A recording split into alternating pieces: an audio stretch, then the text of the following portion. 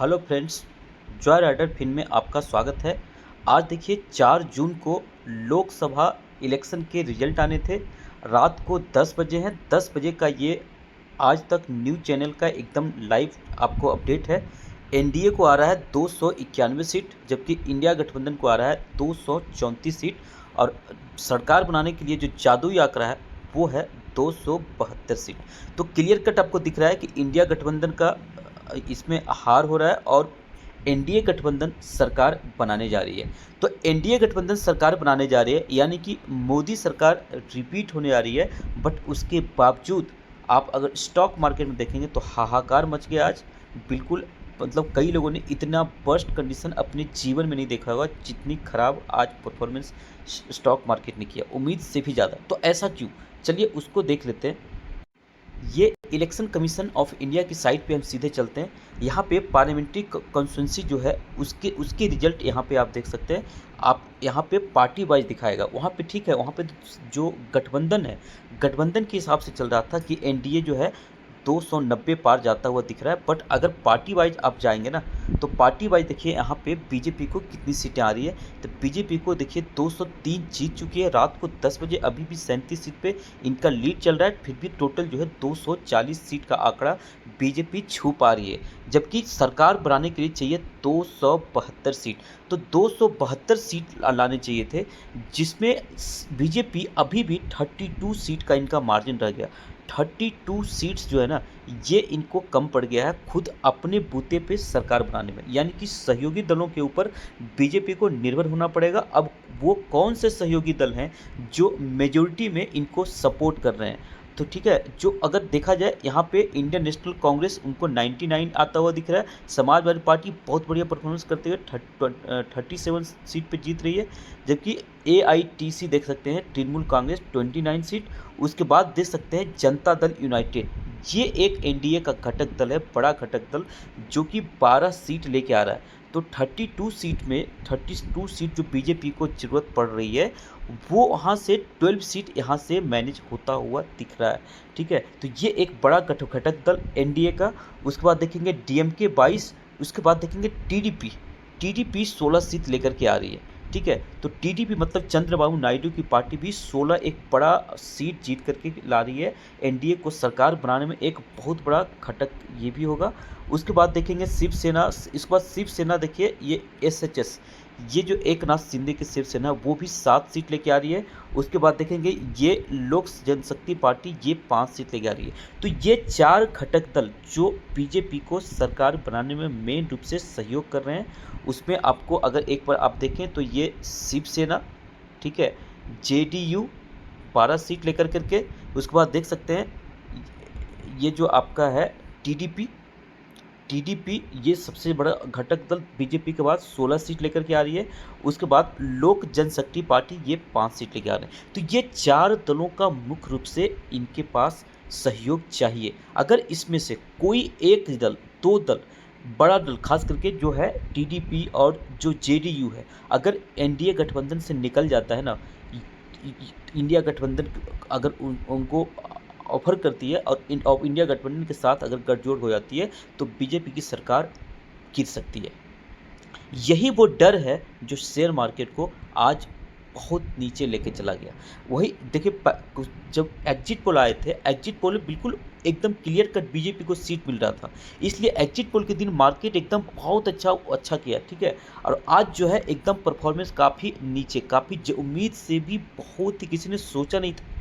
Exit poll के बाद जब मार्केट जब चढ़ा तो किसी ने बिल्कुल उम्मीद तक नहीं लगाया था कि मार्केट इतना भी गिर सकता है। बट आज ऐसा हुआ, अब मार्केट बहुत बहुत ही ज़्यादा नीचे चला गया। अभी उसको मार्केट को भी देखते हैं। उसके पहले क्यों गिरा, क्योंकि मार्केट में ये जो बीजेपी के जो ऊपर जो उम्मीद था ना, वो बीजेपी ने उम्मीद से बहुत ही पुअर परफॉर्मेंस किया। सिर्फ 240 सीट, 32 सीट्स का ये जो बार्गेनिंग है ना, ये जो शॉर्ट रह गया, इसके लिए अब सहयोगी दल, इसको जो है सहयोगी दल के ऊपर पूरा निर्भर रहना पड़ेगा। और वो सहयोगी दल अगर इधर से निकल करके दूसरी विपक्षी खेमे में चले गए तो इनकी सरकार भी जा सकती है। तो ये एक जो चिंता है, अगर सरकार बन भी गई तो ये मजबूती के साथ डिसीजन नहीं ले पाएंगे, पॉलिसी जो फॉर्मुलेशन होगा उस पे इनकी मजबूत पकड़ नहीं रह पाएगी। यानी कि एक मजबूत सरकार जो मार्केट को हमेशा पसंद होता है। हमेशा आप नोट कर लीजिए, अनसर्टेनिटी अनसर्टेनिटी जो है ना, अनसर्टेनिटी मार्केट को बिल्कुल पसंद नहीं है। उसके बाद मार्केट को जो है ना एक मजबूत स्ट्रॉन्ग सरकार की ज़रूरत पड़ती है, ताकि वो पॉलिसी बोल्ड डिसीजन ले सके, फैसले बोल्ड ले सके। बट दोनों ही जो है ना यहाँ पे आपको मिस करते हुए दिख रहा है। यही कारण है कि मार्केट में ज़बरदस्त गिरावट हुआ, क्योंकि जो सरकार होती है उसका बहुत बड़ा रोल होता है इकोनॉमी में, शेयर मार्केट को ऊपर ले जाने में। तो उसमें आप आज जो है ना शेयर मार्केट के अनुकूल रिजल्ट नहीं गया, और इसीलिए आज मार्केट बहुत ज़्यादा गिरा। लेकिन मार्केट कितना गिरा उसको देखते हैं। क्या ज़रूरत से ज़्यादा गिर गया? चलिए उसको वन बाय वन चेक करते हैं। अगर बात करें निफ्टी 50 का, तो निफ्टी 50 देखिए 6% डाउन है। जब एग्जिट पोल आया और सरकार बनाती हुई दिख रही थी बीजेपी, तब जो है निफ्टी 50 3.5% भागा था। ठीक है, 3.5% ऊपर जा कर करके ये जो है 6% डाउन हो गया। तो कुल मिलाकर करके जब मार्केट चढ़ा तो उतना नहीं चढ़ा जितना कि आज गिर गया। तो बहुत ही आज अनएक्सपेक्टेड एकदम परफॉर्मेंस था। निफ्टी बैंक देखेंगे तो 8% डाउन है। ठीक है, अगर निफ्टी देखेंगे मिड कैप, तो मिड कैप कितना है? मिड कैप आप देखेंगे तो ये आई भी 8% डाउन है। नेक्स्ट 50 देखेंगे तो 9%। निफ्टी 50 सॉरी नेक्स्ट 50 जो है कल 4.5% अप था, तो आज जो है सीधे उसका डबल डाउन है। तो हर जगह आप देखेंगे जितना भागा था ना उससे दुगना गिरावट हुआ है। जहाँ ज़्यादा गिरावट भागा था वहाँ ज़्यादा गिरावट हुआ है। स्मॉल कैप देखेंगे तो ये भी 8% डाउन है, जबकि सिर्फ 2.5% भागा था ये। अगर आप देखेंगे सेक्टोरल परफॉर्मेंस में, तो कल जब एग्जिट पोल के बाद मार्केट भागा तो हमने देखा था कि निफ्टी आईटी बहुत ज़्यादा फर्क नहीं पड़ा था, 0.39% चढ़ा था। आज देखिए गिरा कितना है, तो 0.60। तो बहुत ज़्यादा जो स्टॉक कल बहुत कम भागे थे वो बहुत कम आज गिरे भी हैं। तो कौन टूटा है? जो सबसे ज़्यादा भागा था वो सबसे ज़्यादा टूटा है। तो निफ्टी आईटी भी देख सकते हैं सिर्फ 0.6% के लिए एक नॉर्मल डे था कल भी और आज भी। तो बहुत ज़्यादा फर्क आईटी सेक्टर पर नहीं पड़ रहा है। सबसे ज़्यादा बेहतर परफॉर्मेंस कल किसने किया था? निफ्टी पीएसयू बैंक और निफ्टी पब्लिक सेक्टर इंटरप्राइजेज, ये दोनों आज सबसे ज़्यादा गिरे हैं। आप देख सकते हैं 15% गिर गया निफ्टी पीएसयू बैंक। ये जो है 8.5% का जो है ना ये हाई ऊपर गया था एग्जिट पोल के बाद। ये देखिए यहाँ भी डबल गिर रहा है। उसके बाद सबसे ज़्यादा जो भागा था वो था निफ्टी पीएसई। निफ्टी पीएसई का हाल देखेंगे पब्लिक सेक्टर इंटरप्राइजेज, तो 16% डाउन है। ठीक है, आज वही आप देखेंगे निफ्टी फार्मा देखेंगे। निफ्टी फार्मा जो है कल उस पर भी बहुत ज़्यादा फर्क नहीं पड़ा था। आज निफ्टी फार्मा का क्या रिपोर्ट है?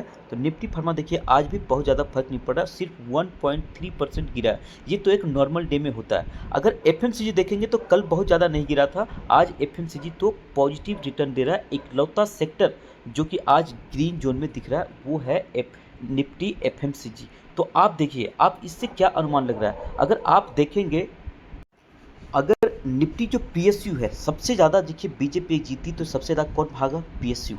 आज जब इसकी उम्मीदें कम दिख रही थी तो सबसे ज़्यादा गिरा पीएसयू। अब पीएसयू का एक नज़र देख लीजिए कि कितना गिरा है पीएसयू स्टॉक, तो आप एकदम आपकी आंखें फट जाएगी। आरईसी देख सकते हैं कितना गिर गया एक ही दिन में, 25%। पावर फाइनेंस एक ही दिन में 23%, भेल 21% लगभग, सेल 20%। अगर आप और आगे देखेंगे भारत इलेक्ट्रिकल 19%, मतलब 20%, container corporation 19%, NALCO 19%, Hindustan aeronautics 17%। तो आप दिखाने का मतलब है कि जो सबसे ज़्यादा भागा था ना वो सबसे ज़्यादा गिरा है। तो जब भागता हो तब तो अच्छा लगता है, गिरता है तो बिल्कुल अच्छा नहीं लगता, बहुत ही बुरा लगता है। ऐसा लगता है कि मतलब क्या हो गया, कहाँ से कहाँ हम गिर गए। कुछ वैसे स्टॉक भी देख लीजिए जो कि रिलायंस और अडानी को भी चेक कर लेते हैं। देखिए Reliance 7.5% down, Lodha 9% down. Adani share का भी बहुत ही बुरा हाल था। ठीक है, अडानी से देखिए 18% down, Adani ATGL, Adani green 19%, Adani ports 21%, Adani power देखेंगे तो 17%, अडानी इंटरप्राइजेज 19%। तो ये जो अडानी वाले स्टॉक भी 20% लगभग गिरे हुए हैं। तो आप कहने का मतलब कुल मिलाकर ये है कि जो परफॉर्मेंस बीजेपी से उम्मीद थी वो परफॉर्मेंस नहीं दिया। तो वो देख सकते हैं जो स्टॉक बीजेपी के जीतने से भाग रहा था वही स्टॉक आज सबसे ज़्यादा गिरा है। तो हमें क्या करना चाहिए? तो क्या अब ये है कि मार्केट एकदम सच्चे में गिर जाएगा, पूरा गिर जाएगा? तो ऐसा नहीं है। देखिए, जो एनालिस्ट अनुमान लगा रहे थे कि अगर एनडीए की सरकार नहीं बनती है तो मार्केट 25% तक गिर सकता है। कितना? 25%। अभी तो सिर्फ 8% गिरे हैं। लेकिन क्या एनडीए की सरकार नहीं बनेगी? तो अभी तक तो ऐसा नहीं दिख रहा है। अभी तक तो ऐसी उम्मीद दिख रही है कि सरकार तो एनडीए ही बनाएगी। बीजेपी भले कम सीट लाया हो बट सरकार एनडीए बनाएगी। बट अगले 2-3 दिन की डेवलपमेंट जब तक सरकार बन नहीं जाती है तब तक जो उलटफेर के चांसेस बनेंगे उस पर डिपेंड करेगा मार्केट आगे किस तरीके से परफॉर्म करेगा। लेकिन जो अभी तक चांस लग रहा है कि एनडीए सरकार बनाएगी, इतना आसान नहीं है कि एनडीए घटक दल कोई भी छोड़ कर करके दूसरे जगह चले जाएंगे। तो अभी तक कम से कम तो ऐसा दिख रहा है। कल परफॉर्मेंस क्या हो सकता है? जितनी तेज गिरावट हुई ना, जो अभी तक परफॉर्मेंस देखा गया है कि इतनी तेज गिरावट जब होती है तो अगले दिन फिर मार्केट में लगातार इतनी तेज गिरावट नहीं होती है, बल्कि मार्केट कुछ संभला हुआ दिखता है। तो कल हो सकता है अगर कुछ बहुत बड़ा नेगेटिव ऐसा एनडीए की सरकार अगर बनती हुई, बल्कि इंडिया गठबंधन की सरकार बनती हुई ऐसी कोई न्यूज़ आती कि भाई एनडीए नहीं बना पाएगी सरकार, ठीक है, कोई घटक दल निकल रहा है इससे, तभी ऐसा होगा कि back to back anti market जो है एकदम ज़बरदस्त गिरावट इसमें देखने को मिल सकती है। अदरवाइज जो हिस्टोरिकल डेटा है उसके हिसाब से अगर जाएंगे तो कल मार्केट नॉर्मल जैसी स्थिति आपको दिख सकती है। हाँ, जरूरी नहीं कि मार्केट ऊपर जाएगा, मार्केट गिर भी सकती है, लेकिन जो एक नॉर्मल डे की गिरावट होती है ना उसी तरीके से मार्केट चलेगा। तो हमें क्या करना चाहिए? कुछ लोग की ना बिल्कुल डर गए शेयर मार्केट बर्बाद है, निकल जाओ, फेंक जाओ। देखिए, ये जो है ना ट्रेडर और इन्वेस्टर, ये हमेशा डिफरेंस जो है आप याद रखिए। ट्रेडर क्या होता है? बिल्कुल हड़बड़ी में होता है। ट्रेडर का काम है आज के आज मुझे पैसा बना लेना, घंटे मिनट में अपना पैसा बनाना।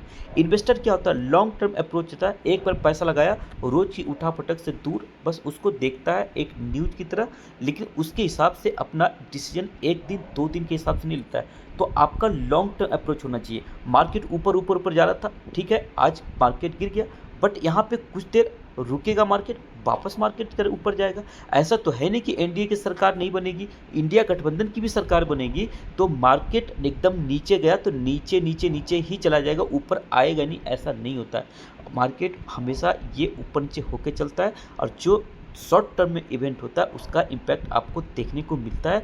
इन्वेस्टर उन सब शॉक्स को झेलते हुए ऊपर जाता है। तो जब आप मार्केट में एक लंबा समय बिता देते हैं फिर आपका जो अप रिटर्न मिलता है ना, तो आप मैच्योर हो जाते हैं। इसीलिए कहा जाता है कि आप सिर्फ क्वालिटी स्टॉक खरीदिए, सिर्फ क्वालिटी स्टॉक। अब देखिए, किनको स्टॉक बेचने की ज़रूरत है? जिनके पास वैसे स्टॉक हैं जो बिल्कुल एकदम पीएसयू स्टॉक भर लिया, ठीक है। अगर आपके पास सिर्फ पीएसयू स्टॉक है ना तो सावधान हो जाइए, थोड़ा सा आप उसको डाइवर्सिफाई करिए।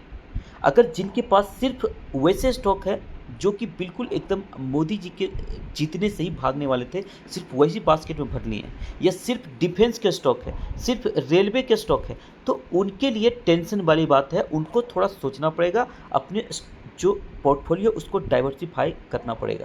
तो आप इसलिए ना सिर्फ क्वालिटी स्टॉक खरीदिए, डाइवर्सिफिकेशन का पूरा ध्यान रखिए, समय समय पे रिव्यू करते रहिए। उसके बाद ये मार्केट कितना ही गिर गया हो ना, यहाँ से ऊपर से अचानक से अगर वापस काफ़ी एक साथ पुराने वाली स्थिति पे भी आ जाए ना, फिर भी आप मजबूती के साथ बने रहिए, मार्केट आपको पैसा बना के देगा। अब देखिए, ये जो अचानक से इतनी बड़ी गिरावट हुई है तो ये आपके लिए एक बहुत बड़ा मौका बन करके आ सकता है। इस मौके को, इस अपॉर्चुनिटी को तलाशिए। अब इसमें क्या है, अपॉर्चुनिटी के जल्दीबाजी में कुछ नहीं करना है। जल्दीबाजी में जो एग्जिट पोल के हिसाब से खरीदने गए होंगे वो आज ट्रैप हुए होंगे। जो आज गिरावट हुआ है इसमें कल अगर कोई बेचने चले जाएंगे वो भी समझो ट्रैप होंगे। तो आप जो है ना, बाय और सेल एक दिन, एक सप्ताह की गतिविधि को ध्यान में रख के मत बनाइए। बाय और सेल जो आपका डिसीजन होना चाहिए एक इन्वेस्टर का, वो एक लॉन्ग टर्म अप्रोच होना चाहिए, लॉन्ग टर्म में स्टॉक के परफॉर्मेंस पे होना चाहिए, न कि न्यूज़ आधारित शॉर्ट टर्म जो न्यूज़ आती है उस पर आधारित होना चाहिए। तो आप क्वालिटी स्टॉक खरीदिए, डाइवर्सिफिकेशन का पूरा ध्यान रखिए, एक ही बिजनेस का, एक ही सेक्टर का, या सिर्फ पीएसयू या सिर्फ प्राइवेट कंपनी, ऐसा बास्केट मत बनाइए। आप मतलब डाइवर्सिफाइड पोर्टफोलियो बनाइए, क्वालिटी स्टॉक रखिए, और बाय और सेल कंपनी का जो इंडिविजुअल परफॉर्मेंस है ना, उसके बेसिस पे बनाइए। और जो बिजनेस जो सेक्टर है उसमें कितना पोटेंशियल है, क्या नई सरकार कोई भी आएगी तो उस बिजनेस को इग्नोर कर देगी? नहीं इग्नोर करेगी। जैसे मैं अगर सिंपल बताऊं, अगर ग्रीन एनर्जी का बिजनेस है तो अब कोई भी गवर्नमेंट आ जाएगा ना, ग्रीन एनर्जी को इग्नोर करके नहीं चल सकता। जैसे ईवी का बिजनेस है, कोई भी गवर्नमेंट आ गई ना, इसको इग्नोर कर करके नहीं चल सकता। तो ऐसा नहीं है कि ये बिजनेस इस स्टॉक में, इससे रिलेटेड जो स्टॉक है वो बिल्कुल डूब जाएंगे। जैसे डिफेंस हो गया, कोई इग्नोर करके नहीं चल सकता। हाँ, जो रेट ऑफ ग्रोथ है, जो रेट ऑफ रिटर्न है, वो हो सकता है जितनी तेज़ी से ऊपर जा रहा था उतनी तेज़ी से नहीं, बल्कि थोड़ा स्लो पेस में ऊपर जाए, तो कुछ देर गिर जाए फिर ऊपर जाए। तो इस तरीके से गतिविधि देखने को मिलता है। तो आप एक मैच्योर्ड इन्वेस्टर बनिए। शॉर्ट टर्म जो एक दिन एक सप्ताह की गतिविधि होती है उस पर डिसीजन मत लीजिए, नहीं तो आप ट्रैप होंगे। जैसे आज वो ट्रैप हुए होंगे जो एग्जिट पोल के इस बात जो मार्केट भागा उस तेजी को देख करके खरीदने गए होंगे। अब फिर आप गलती करेंगे जब आप आज की जो भयंकर गिरवाट हुई है इसको देख कर करके सेल करने जाएंगे, तो दोनों तरीके से फंसेंगे। आप बिल्कुल हाई पे खरीदा और लो पे जा करके बेच दिए। तो इन्वेस्टर हैं तो बने रहिए। आप देखिए एनडीए की सरकार बनने के चांसेस हैं, एनडीए की गवर्नमेंट अगर बनती भी है ना, तो भी मार्केट कुछ समय तक जरूर शॉर्ट टर्म में नीचे जाएगा, बट लॉन्ग टर्म में मार्केट फिर रिकवर करेगा और जो अभी का हाई है ना इसको भी ब्रेक करेगा। ये आप इसको जरूर इसको ध्यान में रखिए। तो बार बार आपको यही सिखाया जाता है कि अगर आप इन्वेस्टर हैं तो आप स्टॉक को परफॉर्मेंस देखिए, आप न्यूज को ट्रैक जरूर करिए, बट सिंगल एक न्यूज के बेसिस पे स्टॉक का चयन मत करिए। स्टॉक का अपना फाइनेंशियली स्ट्रॉन्ग कितना है, उसका बैलेंस शीट कैसा है, उसका परफॉर्मेंस रिजल्ट के कैसे आ रहे हैं, उस किस बिजनेस में इन्वॉल्व है, बिजनेस कैसा चल रहा है, उसका ग्रोथ कैसा है, इन सब चीज़ों के आधार पे डिसीजन लीजिए। चलिए आज का वीडियो जो है स्पेशली जो है आज के इलेक्शन रिजल्ट पे फोकस था। आप लोगों को ये बताना था कि जल्दीबाजी में डिसीजन न लें। तो ये बाय और सेल जो है सिर्फ आज का और कल का परसों का जो भी है उसके आधार पे एक दो दिन के बेसिस पे मत लीजिए, नहीं तो आप पहले भी ट्रैप हुए हैं फिर ट्रैप होंगे। तो सावधान रहिए और एक मैच्योर्ड इन्वेस्टर की तरह आप जो है लॉन्ग टर्म अप्रोच बनाएं और क्वालिटी स्टॉक रखें। चलिए उम्मीद करें कि कल मार्केट फिर वापस रिकवर करे, और अगर कुछ नेगेटिव न्यूज़ अभी भी नहीं आता है तो कल हो सकता है आपको मार्केट में हरे निशान में मार्केट दिख सकता है। चलिए उम्मीद करते हैं कि ऐसा हो। आज का वीडियो अगर अच्छा लगा तो आप वीडियो को लाइक करिए, शेयर करिए और चैनल को सब्सक्राइब करिए। थैंक यू, धन्यवाद।